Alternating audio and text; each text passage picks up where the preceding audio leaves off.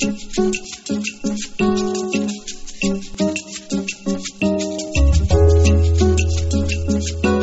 recent episodes of the Insider Trading cartoon series, we've talked about the classical theory of liability, as well as potential liability for corporate officers and temporary insiders. Now let's talk about temporary insiders who are not independent contractors. For now, we'll call them very temporary insiders. So here we have two buddies, Mr. Red, the CEO of AlphaCo, and Mr. Blue, the CEO of BetaCo. Mr. Red and Mr. Blue talk about each other's businesses a lot. Mr. Blue serves on AlphaCo's board. Both of them understand the proprietary nature of sensitive corporate information. One day, Mr. Blue asks Mr. Red if he would consider advising BetaCo on a proposed joint venture between BetaCo and a third company, GammaCo. Though he understands the information is confidential, Mr. Red doesn't agree to keep the information secret or not to buy BetaCo shares.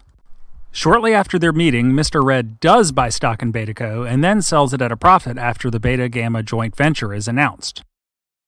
To be liable for insider trading, Mr. Red has to be considered a temporary insider of BetaCo and to have breached a fiduciary duty to that company and its shareholders. Is Mr. Red liable?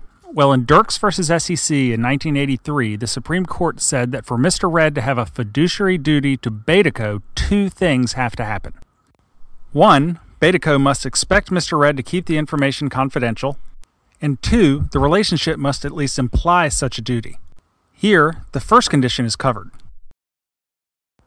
BetaCo, in the form of Mr. Blue, expected Mr. Red to keep his mouth shut and not to buy BetaCo shares. But did the relationship between Mr. Red and BetaCo imply a fiduciary duty running from Mr. Red to that company? Arguably not, and a number of courts have held that merely giving up information with the hope of confidentiality is not enough to imply the duty that Dirks requires. So let's say instead of just having Mr. Blue deliver the information about the Beta-Gamma joint venture, Blue says, "Look, Mr. Red, we're pals and all, and I want to give you some information about BetaCo.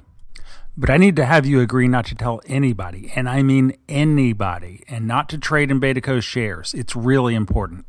And Mr. Red says, "I got it, Blue. I promise not to tell anybody and not to trade in BetaCo." Now we have a different situation, and if he makes trades in BetaCo, Mr. Red is probably stuck. Mr. Blue expected him to keep the joint venture information secret and not to trade, and Mr. Red agreed to both conditions. In fact, the SEC has said in Rule 10b-5-2b-1 that a duty of trust or confidence exists when a person agrees to maintain information in confidence. So if Mr. Blue wants to bring Mr. Red into the BetaCo tent, he should make Mr. Red agree to keep his cake hole shut and not to trade. Maybe get that agreement in writing. Many similar situations are resolved this way and hinge on whether the trader actually agreed to keep quiet and not to trade. We'll talk about more variations on this theme in later episodes.